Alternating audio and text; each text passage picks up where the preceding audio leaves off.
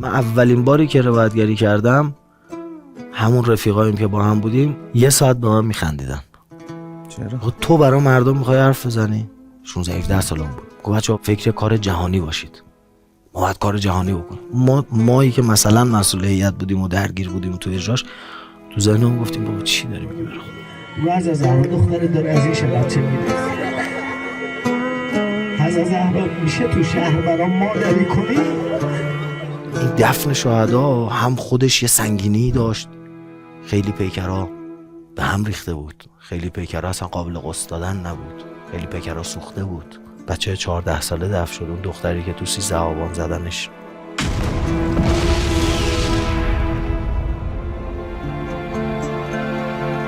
خدا با این کارش به همه گفته ببین اجازه نداری شهید نشی. میخوای بگی گناهکارم؟ خب این همه شهید داشتی. دلیل دوم این برای من و امثال منه. خدا با این کار میگه اجازه نداری از هدایت هیچکی ناامید بشی. همه آدما میتونن برگردن. بسم الله الرحمن الرحیم. همه چیز از آن پیمان آغاز شد. آنگاه که امین الله راه حقیقت را برای ابدیت نشان داد. اما حقیقت در کربلا با خون حسین علیه السلام امضا شد.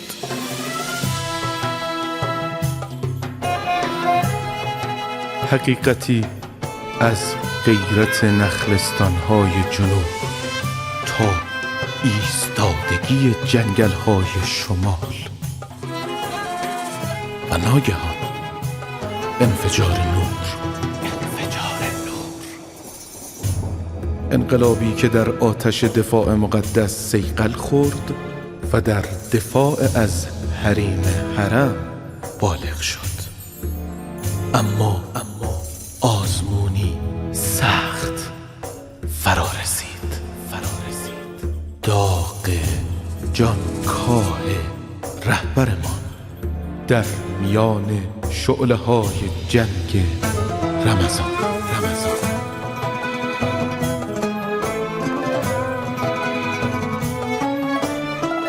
ما از قدیر آمدیم، در کربلا آموختیم و امروز در راه قدس منتظر طلوع خورشید. او خواهد آمد. اوست که میراث دار عدالت است. میراث. بسم الله الرحمن الرحیم. السلام علی الحسین و علی علی ابن الحسین و علی اولاد الحسین و علی اصحاب الحسین. عرض سلام و ادب و احترام دارم محضر یکایی که شما بینندگان عزیز و محترم برنامه میراث در شب عاشورا و در 10مین قسمت از برنامه میراث محضر شما بینندگان عزیز و محترم هستیم. امیدوارم که عزاداری هاتون قبول باشه و این شبها هر کجا که به روزه میرید ما رو از دعای خیرتون محروم نفرمایید. در مکتب ما شهادت نیمی از حقیقت است و روایت نیمه دیگر آن. اگر حسین ابن علی علیه السلام خورشید، این کلام زینب سلام الله علیها است که او را جهانی کرد. روایت امشب ما روایت کسی است که خود راوی روایت‌های عاشورایی است. او که نه بر حسب عادت بلکه به رسم ارادت راوی روایت هاست. به میراث 10 خوش آمدید. عرض سلام دارم دوست و برادر عزیزم آقا مسعود جعفری عزیز. خیلی خوشحالم که میهمان ما هستید در شب 10. بفرمایید. سلامت باشین بزرگوارین. سلام عرض می‌کنم خدمت شما و خدمت همه بینندگانی که دارن ما رو تماشا میکنن. انشالله که امشب هر کسی که هر دعایی میکنه به حق ابی عبدالله به هدف استجابت برسه و رأس همه حوایج انشالله فرج امام زمان باشه به حق شهدا. ما در خدمتتون هستیم. خیلی ممنونم که دعوت ما رو پذیرفتید و اینجا حضور دارید. شما به عنوان روایتگر چند سال هست که ورود کردید به حوزه روایتگری و چی شد که اصلا روایتگر شدید؟ قبل از روایتگری چه میکردید؟ این رو برای ما توضیح بدید، از اینجا شروع کنید. برمیگرده به خیلی سالها پیش. ما شاید یه اکیپی بودیم که خیلی تو این فضا نبودیم، در صورتی که خانواده مذهبی، مسجد برو، هیئت برو، ولی خب خیلی تو فضای شهدا حداقل میتونم بگم نبودیم. تا اینکه ما با یه دوست عزیزی آشنا شدیم و رفاقت کردیم، شاید اواخر دهه 70، 79، 78 اگر اشتباه نکنم، برام حاج محمد تقی وکیلپور ما هم رفیق شدیم و عرضم به حضورتون که تقریبا مسیر ما عوض شد. اولین بار من اون سال شنیدم که ایشون به من گفتش که یه رفیق شهید انتخاب کن. برای ما خیلی دور از ذهن بود که آقا یه آدمی که دیگه نیست، الان تو این دنیا نیست، خب من چجوری میتونم باهاش رفاقت کنم؟ رفاقت یه طرفه که فایده نداره. خب باشه من باهاش رفیق میشم، برش سر کار هم میکنم. خب اون که دستش بسته است از این دنیا. حالا تو اون عالم بچگی خودمون. درست. یه کتابی، من اولین کتاب شهیدی که خوندم کتاب ساکنان ملک اعظم، منزل محمود کاوه، شهید محمود کاوه، فرمانده تیپ ویژه شهدا، که شد اولین رفیق شهید من. یه شهیدی که به شدت جنگجو، به شدت مهربون، به شدت معنوی، که در وصفش یه جمله‌ای پشت جلد کتاب نوشته بود که نوشته بود در وصف محمود کاوه همین بس که او پشت دیوار را هم میدید. محمود کاوه‌ای که برای سرش جایزه‌ای که تعیین کرده بودن از سر فرمانده سپاه وقت بیشتر بوده. تو کردستان با کموله و دموکرات درگیر بوده، یه آدم جنگنده، و من تو بعضی از خصوصیات دیدم شباهت دارم به محمود کاوه. و اینکه اون جمله‌ای که پشت کتاب نوشته بود اون براتون جالب بود؟ برام جالب بود ولی باورپذیر نبود که آقا مثلا پشت دیوار رو هم میدید. خب یعنی چی؟ این شهید محمود کاوه که قبول کردید به عنوان رفیق شهیدتون، روش بحث داشتید یا به توصیه آقای وکیلپور راحت پذیرفتید؟ به عنوان یه تجربه راحت پذیرفتم. یعنی ببینید شاید باورپذیر برام نبود. یعنی میگم گیر منم روی این رفاقت این بود که خب رفاقت یه طرفه فایده نداره. تصورم این بود که خب اینا حالا درسته شهید شدن، جایگاه خوبی پیش خدا دارن، ولی خب چیکار میتونه مگه برای من بکنه؟ ولی شما سر این مشتیگری خودتون گفتید امتحانش میکنم. آره امتحان کنیم، یه تجربه است دیگه. قرار نیست چیزی از دست بدیم، حداقلش اینه. شاید کاری برام نتونه بکنه ولی حداقل ضربه هم بهم نمیتونه بزنه، حداقلش این بود. گذشت و رفاقت ما با آقا محمود شروع شده، از اونجا یه مقدار کتاب خوندنمون هم شروع شد. تا اینکه اواسط دهه 80، حالا دقیق یادم نیست 86 یا 87 بود، من برای اولین بار رفتم راهیان نور به عنوان زائر. رفتیم و برگشتیم دیگه، ما رو گرفت اونجا، ما رو گرفت. سال بعدش گرفت. ببینید تجربه‌ای که اونجا داشتم من از نظر حس و حال هیچ جا دیگه نتونستم تجربهش بکنم. یعنی اون حالی که اونجا داشتم، خب روزه ما گوش میدادیم، پای روزه خیلی گریه کرده بودیم، ولی گریه پا روزه رو خاک شلمچه برای ما یه حس و حال دیگه ای داشت.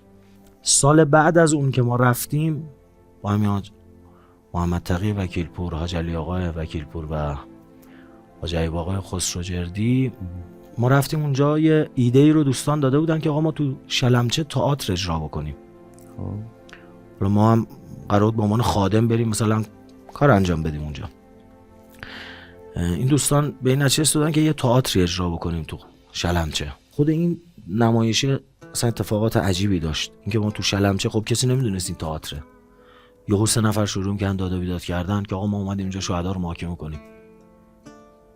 کی از شهدا شکایت داره؟ کجا؟ تو خاک شلمچه. حالا خود این که مجوزشو بگیریم و اینا خب قفل بود توی فضای معنوی شلمچه که همش روزه و روایت و گریه و اینها بود. حالا می‌خوایم تئاتر اجرا بکنیم که اسری ابهام هم داره. آره اصلا خیلی قبح داشت اون موقع. گذشت و خیلی این جواب داد، خیلی. آره مردم جمع می‌شدن و هم از نظر احساسی خیلی ارتباط می‌گرفتن، هم از نظر استدلالی خیلی از سوالاتشون عرضم به حضورتون که جواب داده میشد و خیلی استقبال کردن، خیلی، یعنی خیلی فراتر از تصور خودم. و ما دیگه افتادیم توی این مسیر، افتادیم تو خط شهدا تو فضای تئاتر. سال بعدش که شد سال 88 یه تئاتری درست کردیم به نام آنچه بر آدمیان میگذرد، اقتباسی و برگرفته‌ای از اصحاب کف. سال بعدش من شدم تقریبا میشه گفت شدم مسئول این گروه تئاتر. سال 4 دیگه یه مونولوگی من داشتم، قضیه تفحص شهدا بود. یه قسمتی از عملیات رو بچه‌ها نشون میدادن که من مثلا فرمانده اون عملیات بودم، همه شهید میشدن، من جا میموندم و جانباز میشدم. حالا بعد از سالها اومدم تو همون منطقه تفحص کنم، رفقامو برگردونم. خب و دونه دونه پیکر و شهدا رو پیدا میکردیم، بالا سر هر کدوم که پیدا میشد من خاطرش رو میگفتم به صورت مونولوگ. اونجا جرقه هاش برای من زده شد برای روایت. یه چیزی رو اول کار گفتید که من از یه جا مسیر زندگی عوض شد، از اون کتابی که حاج تقی وکیلپور که گفتن. بعد شما کتابو خوندید، قبلش اون مسیر چی بود که گفتید؟ چه جوری بود که مسیرتون عوض شد؟ تو چه حالتی؟ ببینید نوجوان بودیم دیگه، یعنی خیلی، یعنی ما هیئت رو مثلا مسجد رو میرفتیم برای رفیقام میرن. من اولین باری که روایتگری کردم همون رفیقایم که با هم بودیم 1 ساعت به من میخندیدن. چرا؟ تو برای مردم میخوای حرف بزنی؟ حالا که اومدی تو حوزه شهدا و با شهدا رفیق شدید، این تأثیر مستقیم روی رفتار و شخصیت شما هم داشت؟ 2 سال اولی که من به عنوان حالا یا زائر رفتم یا به عنوان مثلا تیم پشتیبانی خادمین، همه گریه میکردن و همه مثلا حال و هوایی داشتن. من همیشه نشستم اینجوری نگاه میکردم. میشه روزی 10 نفر پای منبر من میشن، بعد من میکروفون دست بگیرم براشون حرف بزنم. خب می‌خواستید چی بگید؟ چیش جذاب بود؟ ببین اینی که توجه بکنن به شما؟ آره اون موقع تو اون سن خیلی جذاب بود. توی این مسیره وقتی من اومدم تو فضای شهدا، اولین چیزی که توی ذهنم اومد این شد که وقتی من بخوام وصل کنم خودم به شهدا، باید مراقب خیلی چیزام باشم. دقیقاً. یعنی میخوام بگم ببین تو اون بازه چند سال شاید خیلی ریشه‌ای و عمیقم نبود، اعتقادی هم نبود، استدلالی هم نبود، در حد فهم خودم، یه نوجوان مثلا 16-17 ساله، که آقا خب من وقتی وصل شدم به دم و دستگاه شهدا باید یه سری حریم رو رعایت بکنم، یه چارچوبی به خودم بدم. و این خیلی برام مهم بود. دیگه خیلی کارا رو نکنم، با خیلی آدما نگردم. نهایتا خیلی تنها شدم چون همه رفیقای قدیمیم فاصله گرفتم. گذاشتی کنار. تو اون بازه ما یه هیئت نوجوانانی داشتیم، هممون نوجوان بودیم. یعنی بزرگترینمون همین حاج محمد تقی وکیلپور بود که مثلا اون موقع خودش فکر کنم ارزم بزرگتون که اگه اشتباه نکنم زیر 20 سالش بود. نهایتا 21-22 سالش بود. این هیئت من خیلی آروم میکرد و سرگرمم میکرد. حاجی با ما میگفتش که مثلا فکر کنم مثلا 16-17 سالم بود. گفت بچه‌ها فکر کار جهانی باشید.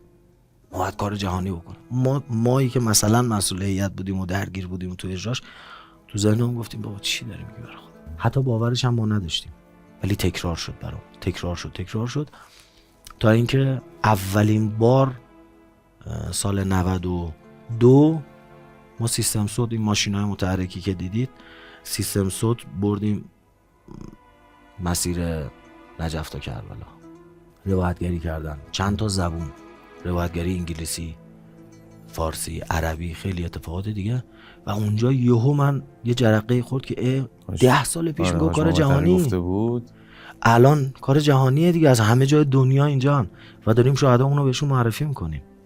دومین جایی که جرقه خورد برا ما اونجایی که اون سالی که این ملعونای آمریکایی رو بچه‌های سپاه گرفتن، اون تصویری که رو قایق همه دستاشون پشت سرشون و بچه‌های سپاه با اقتدار بالا سرشونن، ما هر سال تفکرمون بود که تو 22 بهمن باید یه نوآوری کنیم، یه کار جدیدی انجام بدیم. اون سال ما به این نتیجه رسیدیم گفتیم این صحنه رو بازسازی کنیم. خب کار تئاتر هم قبلش کردیم، یه زمینه‌ای داشت. درسته. ما رفتیم بچه‌ها رو گیریم کردیم، موهاشون رو رنگ کردیم و لباسا رو از رو فیلم دقیقاً رفتیم همون رو سعی کردیم نزدیکترین لباس رو بهش انتخاب بکنیم. یه قایقی هم با سختی و بدبختی گرفتیم از سپاه، این قایق آشورای بزرگ روی یه دونه کفی گذاشتیم و بستیم به نیسان و این صحنه رو به صورت زنده بازسازی کردیم که این بچه‌های سپاه بالا سر این سربازای آمریکایی، این تو این مسیر که میرفت خیابون انقلاب، هر 4 راهی میرسید همه دوربین ها میومد روش، همه دوربین ها. و ما مثلا خب خیلی خوشحال بودیم که آقا کار داره دیده میشه اینها. همون شب ترامپ ملعون تو توییتر خودش عکس همین صحنه، یعنی عکس همین بچه‌های ما رو گذاشت و قریبه به مضمون، حالا سالها گذشته دقیق جمله یادم نیست ولی قریبه به مضمونی بود که ایرانی‌ها ما رو تو جشن پیروزی انقلابشون تحقیر کردن جلوی دنیا. و اونجا دیگه اوج جرقه دیگه. آخه چه کار جهانی بالاتر از این که اشغال اشقیاء زمان اینجوری به هم بریزه. یعنی دیگه تو وسط سیبلو زدی که بگی آقا ما رو تحقیر کردن و فهمیدیم که میشه کار جهانی کرد. و شما میشید راوی سیره شهدا به صورت تخصصی، چیزی که دغدغه‌تون میشه. یه دغدغه شده و این ارثیه‌ای است از عاشورا و از حضرت زینب سلام الله علیها. تو بخش دوم بیشتر انشالله صحبت میکنیم. از صبوری شما بینندگان در برنامه میراث تشکر میکنم. یه رفت و برگشت داشته باشیم، با بخش دوم حضرتون هستیم. بفرمایید.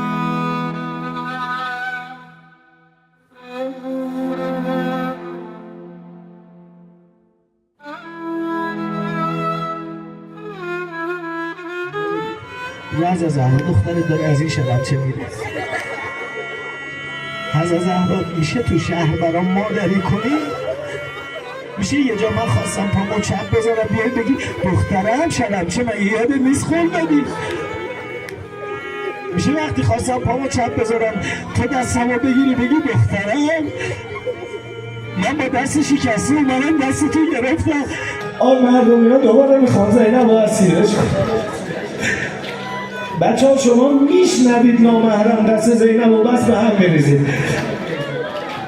دخترای از زهرا امشب به از زهرا بگو مادر ما نبودیم که دور زینب تو بگیریم، ما نبودیم دور رقیه رو بگیریم نذاریم سیلی بهش بزنم.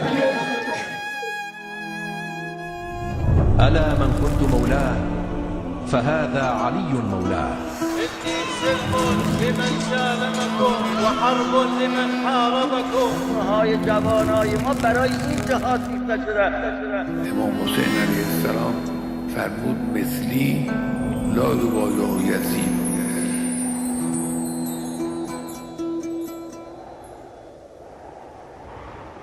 خب به بخش دوم از قسمت دهم برنامه میراث در شب عاشورا رسیدیم.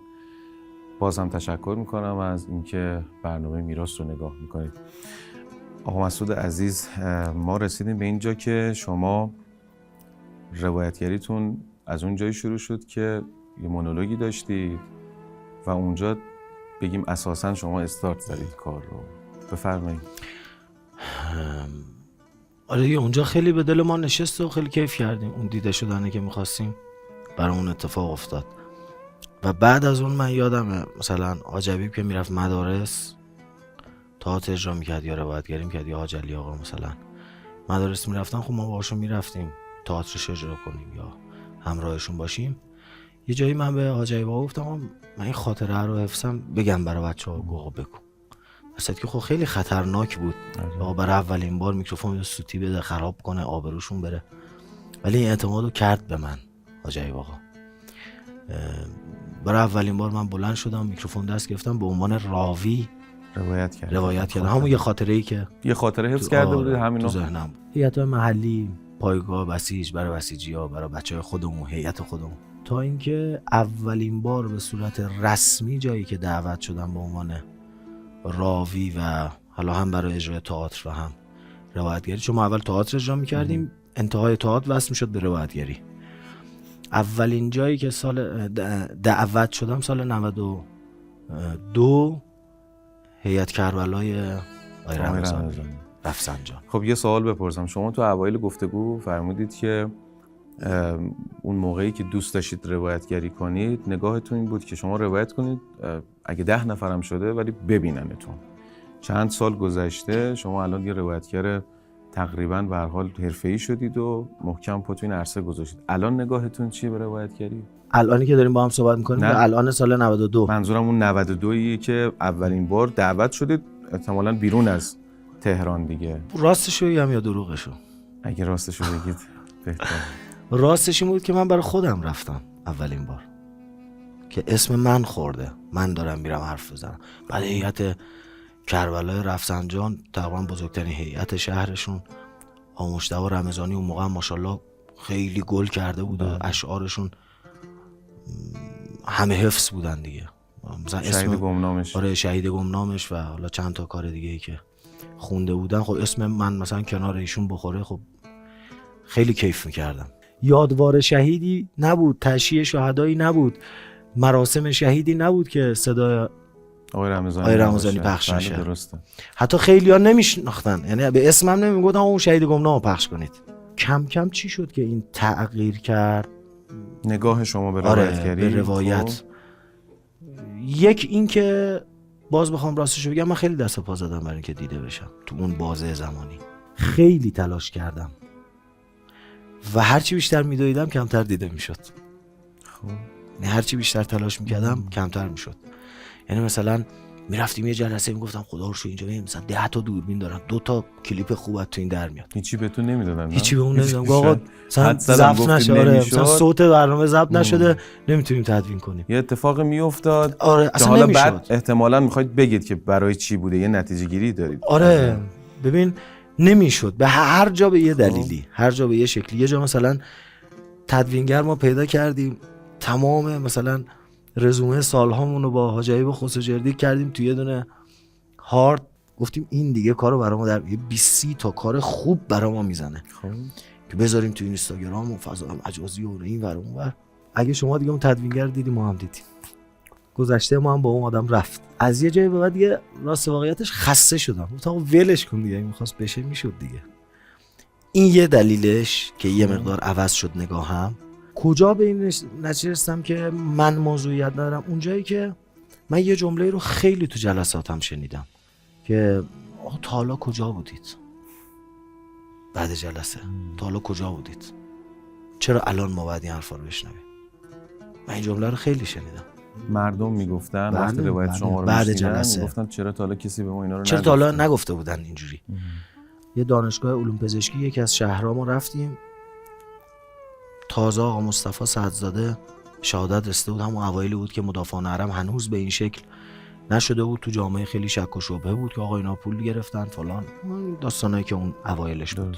من یادم همسر شهیدو که مجری دعوت کرد اینا مسخره میکردن، کردن بره بالا. یا زمان که ما رفتیم خب با ریش و اینا رفتیم بالا، چند دقیقه اول اصلا نمیذاشتن ما صحبت کنیم.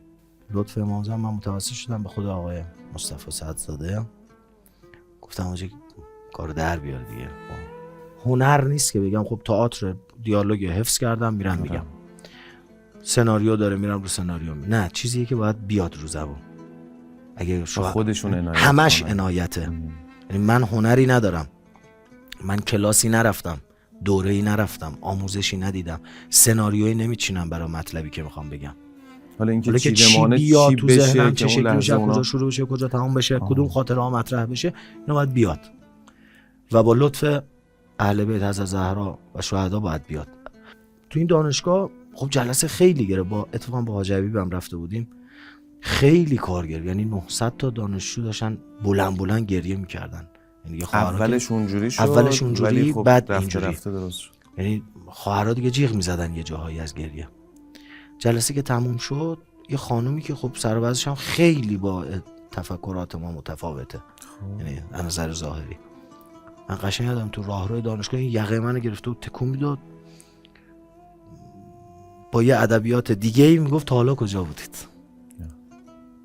تا حالا کجا بودید؟ چرا من به این سن رسیدم هر کاری که دلم خواسته کردم، حالا باید بفهمم شهید یعنی چی، شهادت یعنی چی، خدا یعنی چی، امام حسین یعنی چی. تو این حوادث اخیر جنگ رمضان هم من چیزایی میدونم تصدیق میکنم، هم خودتون تعریف کنید.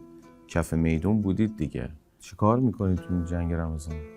ببینید خب من از اونجایی که روایتگریم دیگه پا گرفت یا به اصطلاح دیده شدم، اومدم دنبال این تاثیرگذاری بودم، اون تغییری که خودم کرده بودم اومدم تو فضای شهدا، دوست داشتم این اتفاق رقم بخوره. رسید به جایی که شاید دیگه اوجش تو جنگ رمضان من روزی 2 ساعت 3 ساعت میتونستم بخوابم در 24 ساعت. صبح تا بعد از ظهرش کنار رفقای عزیزمون، ما که کاری نمیکردیم ولی کنار رفقا خدا خاک بازی میکردیم، آب بازی میکردیم بر دفن شهدا. خیلی کار سنگین و سخت بود، واقعا خدا قوت میگم بچه‌ها. گلزار شهدا توی روز 30 تا 40 تا شهید دفن کردن توی محدوده کوچیک خیلی سخته. قطعه 42 معروف. قطعه 42 معروف. ما بود میانگین تقریبا روزی 15 تا 14 تا 13 تا شهید دفن شده میانگین، ولی خب مثلا بعضی روزا 3-4 تا بوده. ما داشتیم 39 تا شهید تو یک روز، 30 تا شهید تو یک روز، 28-9 تا تو یک روز. بعد شهدایی که متفاوتن، یکی سوپر انقلابی 2 آتیشه، یکی مثلا این خانواده شهیدی دفن که میگه اولین بار ما اومدیم گلزار شهدا، اصلا نمیدونستیم گلزار شهدا یعنی چی، با نقشه اومدیم.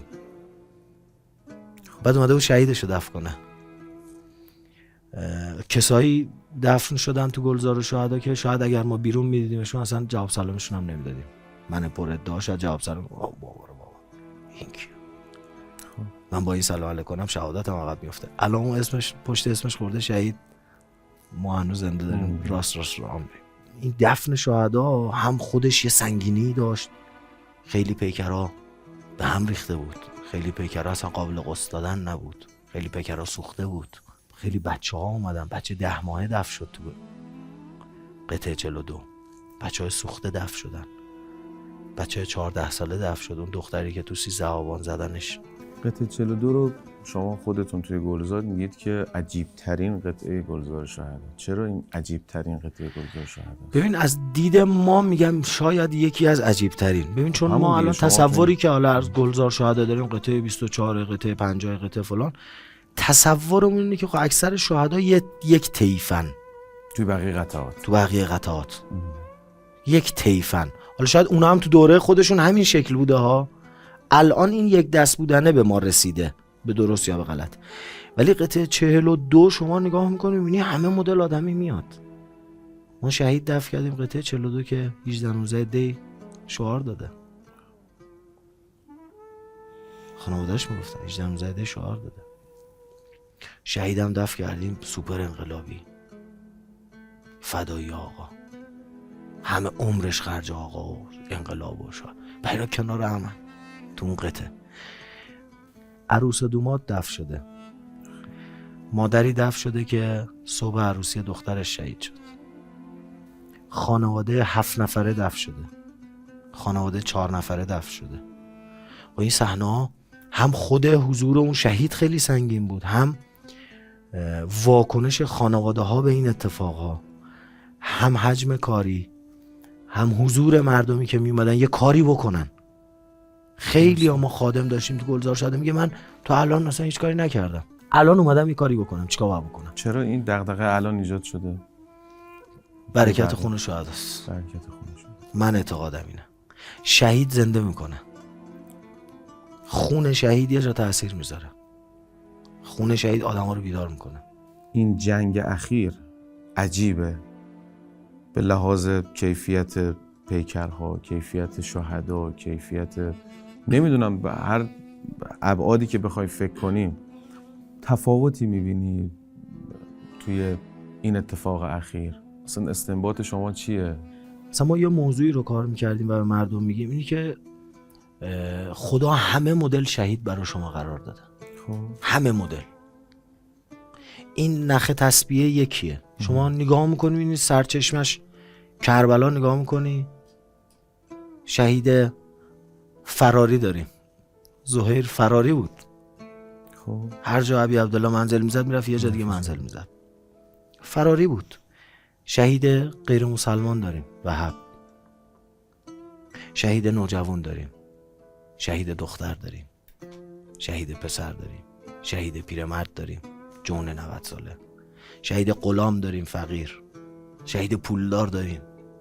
یک جامعه ای در همون 72 شهید کربلا وجود داره. بعد میای جلو میبینی خدا میبینه میگه برنامه همینه، قرار نیست من تغییرش بدم، همینه. هر چیزی که شما در کربلا میبینی همونه، یک طرف ظالم یک طرف مظلوم ولی مقتدر.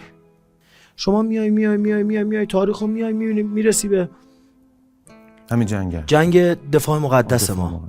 تو اون داستان درگیری مولا با معاویه یک جمله شما شنیدیم که اگر از این غم شیعه بمیره، اگر به ظلم خلخال لپای زن یهودی بکشن و شیعه این غم بمیره رواست و من علی سرزنشش نمیکنم. اینو میخونه، خطابه رو کامل میخونه و تهش میگه مولا دمه در منتظر کیا حاضرن بریم با مولا بجنگیم جلوی معاویه وایسیم. از اون چند صد نفر یا چند هزار نفر جمعیت مسجد کوفه به نظر شما چند نفر میان؟ 2 نفر. مولا دمه در نشسته. تاریخ ورق میخوره میشه دفاع مقدس ما. خب یه پیری اون بالا وای میسه یهو میگه مردم جنگ شده، جبهه نیرو میخواد. خیلی جوونا میرن و دونه دونه تیکه تیکه میشن و شهید میشن و پرپر میشن. هنو خونه این خوش نشده بعدی رفته. شهیدان تلخابی ببین، بچه اول شهید میشه، بچه دوم میره پشت سرش شهید میشه، بعد همسر خانواده یعنی پدر خانواده میره شهید میشه، خودش هم سال 66 تو حج خونین مادر شهید میشه، کل خانواده شهید. یا اون مادر شهید اصفهانی که بچه اول شهید شد 10 روز بعد بچه دوم شهید شد. وقتی می‌خواستن دفنش کنن گلو گذاشت رو، گفت بذارید تو کفنش. گفتم برای چی؟ ازش قول گرفتم که مامان اگه رفتی شهید شدی یه گل میذارم تو قبرت، از طرف من هدیه کن به حضرت زهرا، بگو ممنونم دست گلامو پذیرفتی. یهو رفتن بعد شما نگاه کنه همه طیفی هست. عرض کردم پولدار هست، فقیر هست، باسواد هست، بی سواد هست، کارتون خواب هست، خوشگل هست، زش هست. شما حسن سرطلا رو بخونید خاطراتشو، معروف بوده به حسن سرطلا یا حسن آمریکایی. اینقدر زیبا بوده که لحظه آخر وقتی تیر میخوره خونشو میماله به این صورتش، به ریشاش، به موهاش. یه چیکار داری میکنی اصلا؟ یا من با این قیافه خیلی دلبری کردم، خیلی دل شکوندم، میخوام با این خونم آبرو بگیرم، بشه کفاره گناهام. بعد میای دفاع مقدس میبینی همین اتفاق میفته. اگه اونجا حمید میرافضلی داری، شارخ زرقام داری، اینجا مجید قربانخانی و امثال هم داری. اگه اونجا حسین خرازی، ابراهیم همت اینها رو داری، میای اینجا مصطفی صدزاده ها رو داری. خب میگم بعد میای جلو مدافعان حرمی اتفاق میاد، جنگ 12 روزه همین اتفاق میفته. میبینی همین گروهان، همین آدمان همینجور میاد جلو، دوباره میشه جنگ. میایم دیگه تو اوجش میشه جنگ رمضان. جنگ رمضان شما نگاه میکنید همه طیف شهید داریم، خانم داریم، آقا داریم، دختر داریم، پسر داریم، بچه داریم، پیرمرد داریم، نوزاد داریم، جنین داریم. با همه کج فهمی خودم دارم اینو میگم شاید این دوتا دلیل حداقل برای من بولتر بوده کنار همه دلایلی که بقیه بزرگان شاید داشته باشن. میگم نکته اول اینه که خدا با این کارش به همه گفته ببین اجازه نداری شهید نشی. میخوای بگی گناهکارم؟ خب این همه شهید داشتیم. دلیل دوم این برای من و امثال منه که خدا با این کار میگه اجازه نداری از هدایت هیچکی ناامید بشی. همه آدما میتونن برگردن. نباید ناامید بشی. اتفاقا باید امید بکنی. بله. آقا اینو بارها بزرگا علما اساتید ما گفتن، به خدا ما کربلا بودیم هر رو نمیبخشیدیم. زهیر رو نمیبخشیدیم که سابقه مخالفت با امیرالمومنین داشته. آقا این با امیرالمومنین تو سرشاخ بوده. بیاد کربلا برو.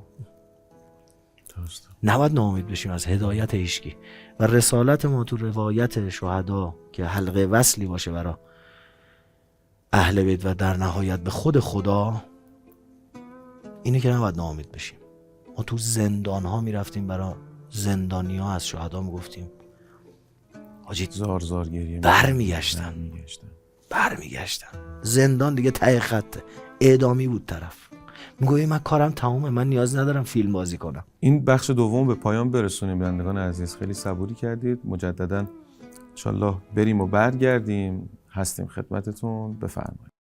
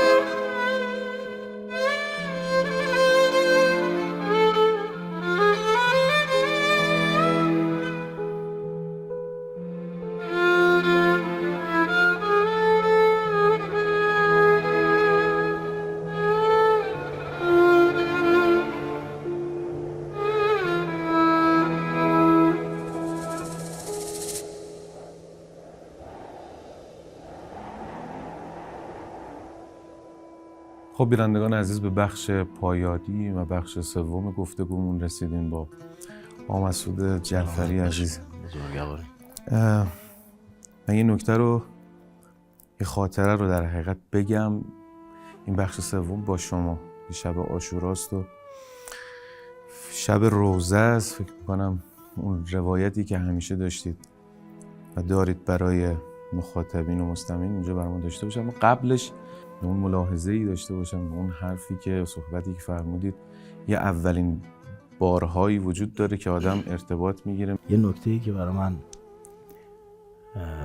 خیلی جذابه، یا بهتر بگم جواب اون سوالی که گفتم مردم زیاد از ما میپرسن، تا حالا کجا بودید که ما این حرفا رو الان بشنویم؟ خب بعضا اینا روزه رو شنیدن، قبلا خیلی مفاهیم رو شنیدن تو مدرسه، تو مسجد، تو خیابون‌ها، تلویزیون، ولی چی میشه که پای درس شهدا این اتفاق براشون میفته؟ این جرقه زده میشه، این ارتباط شکل میگیره. شهدای ما که خاک پای شهدای کربلا هم نمیشن، چه برسه به خود اهل بیت. چی میشه که این ارتباط میگیره؟ یکی از دلایلش به نظر من ملموس بودن شهداست، قابل لمس بودنشونه، نزدیک بودنشون با مردمه.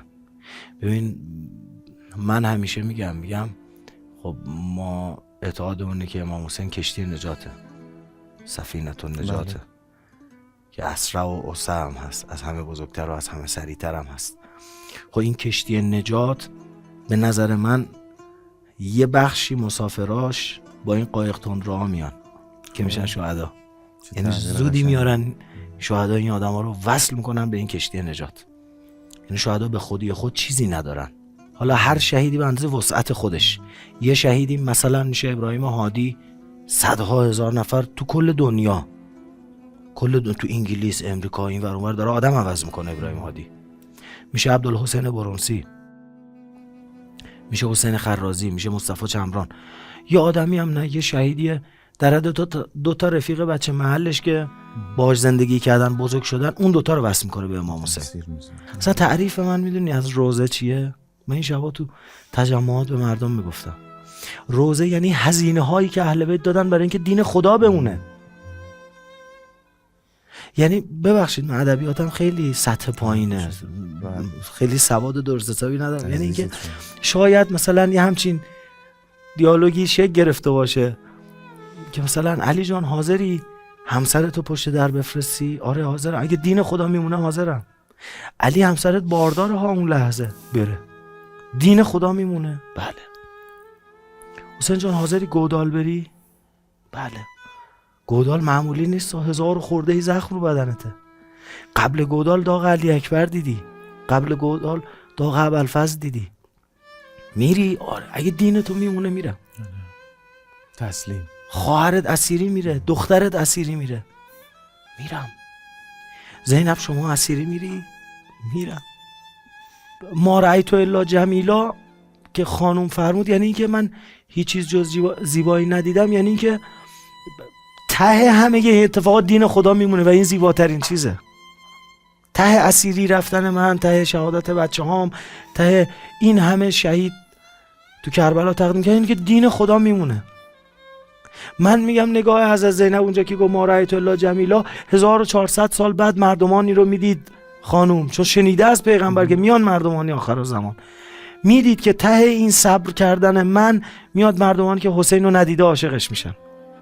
مرداشون مثل زنای جوون دست داده گریه میکنن، ندیدن حسین رو، جون براش میدن، ندیدن حسین رو، ولی میرفتن میگفتن ما باید مثل امام حسین شهید بشیم، ما باید مثل امام حسین شهید بشیم. شد شهید شیرعلی سلطانی که وقتی پیکرش اومد دیدن بی سر، قبرش به اندازه بدن بی سرشه، وصیت‌نامه‌اش باز شد بسم الله الرحمن الرحیم، خدایا من شنیدم، ببین شنیدم فردای قیامت اربابم حسین بی سر وارد صحرای محشر میشه، من میخوام مثل اربابم بی سر شهید بشم. زشت نیست نوکر سر داشته باشه، ارباب بی سر و پیکر بی سر برمیگرده.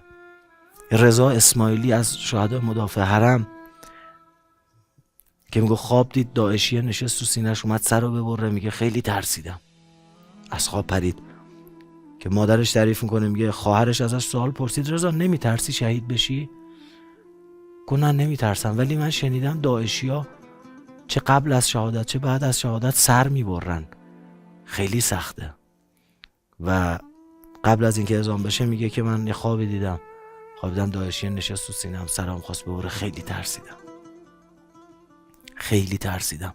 یه لحظه دستم دیدم گرم شد، سرم به زور چرخیدم. اون لحظه ای که داعشی رو سینه نشسته خنجر رو گذاشته میخواد ببره، میگه و دستم گرم شد، دیدم امام حسین اومد بالا سرم، گفت نه ترس، ما اون لحظه میام بالا سرت. و میگه اون لحظه ای که دور خوردیم و رضا موند و دیدیم داعشی ها رفتن سمتش، رفیقاش داد میزدم، گفتن حسین جان بهش قول دادی بیای بالا سرش، حسین جان قول دادی. که میگه بعدها عکساشو دیدیم که سر از تنش جدا کردن. خیلی من میگم یه اختلاف مادر شهدا همینه، مادر شهدا خیلی هاشون ندیدن. مادر محسن حججی ندید، مادر تو ندیدی. ببینیم برای اون مادری که اومد کنار گودال قتلگاه کی رسید؟ موقعی که بشم رو جا لسان علی صدر الحسین رو سینه اربابمون نشسته بود.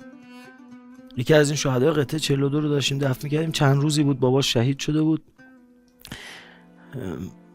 بعد از 3-4 روز پیکر اومد و داشت دفن شد. من دیدم دخترش یک گوشه‌ای وایساده هاج و واج داره نگاه میکنه و خانواده‌ام درگیر دفن شهید بودن.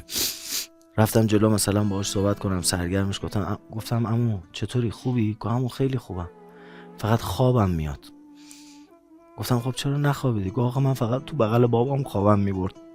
ما چون اسم برنامه میراثه شب آخرم هست، خب ببینم که الان اگه یه خروجی بخوام داشته باشیم برای مخاطبی که شب آخر برنامه ما رو داره نگاه میکنه، چی رو الان میخوان امشب بگیرن از کلام و بیان آقای جعفری که اینو نهادینه کنن و بشه یه چراغ راهی؟ بفرمایید. اول تعریف من از روایتگری اینه که خب منبر، علما بزرگان منبر میرن اون چیزایی که نیاز مردمه رو مطرح میکنن. روز خونه ها و مده ها هم اون چیزایی که مردم دوست دارن رو میخونن براشون. الحمدلله به برکت نفس آقای شهید ما، آقا فرمودن این کلاس درس دیگه باید تبیین کنید. خیلی از رفقای خواننده رفتن تو فضای تبیینی، فقط از سلیقه مردم اومدن بیرون دیگه. فقط برای سلیقه مردم بخونیم دیگه خارج شد. ولی خب بیشتر دوستان میدیدن سلیقه مخاطب چی، اون چیزی که مخاطب دوست داشت رو براش میخوندن. ولی روایتگری دقیقاً ما بین ایناست. اون چیزی که مردم نیاز دارن رو از اون طریقی که دوست دارن بهشون میگی. این تعریف روایتگریه. اون چیزی که مردم نیاز دارن از طریقی که دوست دارن بهشون میگی. واسه همینه میپذیرن. یعنی این دوست دارن که کسی باهاشون خیلی راحت، خیلی ملموس حرف بزنه از، یعنی این اتفاقاتی رو که شاید از عاشورا هست تا به امروز رو، اینا رو بیاد یه حلقه وصلی براشون حلقه وصلی براشون داشته باشه که بپذیرن تو این. ببین هیئتی روزه رو دوست داره، شما با روزه باید بهش حرفی که نیاز داره رو بفهمید. نه صرف در روزه توقف نکنیم، از روزه باید یه برداشتی بکنیم. روزه باید ما رو حرکت بده. خیلی ها در روزه توقف کردن، سالهاست روزه گوش میدن، گریه میکنن و همون آدم قبلا. روزه آدم باید راه بندازه. اون بچه مدرسه‌ایه فضای، حالا بعضیاشون علمی رو دوست دارن، شما باید با فضای علمی باشون صحبت بکنی و نیازشون رو بگی. بعضی‌ها خب فضای ورزشی دوست دارن، تو فضای ورزشی باشون صحبت میکنی. از اون طریقی که دوست دارن، با اون ادبیاتی که دوست دارن، با اون قالبی که دوست دارن، اون چیزی که نیازه بهشون بگو، میپذیرن. دلم نمیاد، اما آخرین شب برنامه بود و امیدوارم که در باقی مونده ماه محرم، انشالله ماه صفر، ما رو از یاد نبرید. من و دوستانم رو در برنامه میراث دعا بفرمایید. روزه‌ای میرید اشک میریزید، دستی به سینه میخوره، ما رو دعا بفرمایید و دعا کنید که ثابت قدم باشیم تو این راه. خیلی ممنونم که این 10 شب صبوری کردید. انشالله عاقبت همه ختم به شهادت بشه، کربلا روزیتون بشه. التماس دعا داریم. یا علی مدد. خدا نگهدار.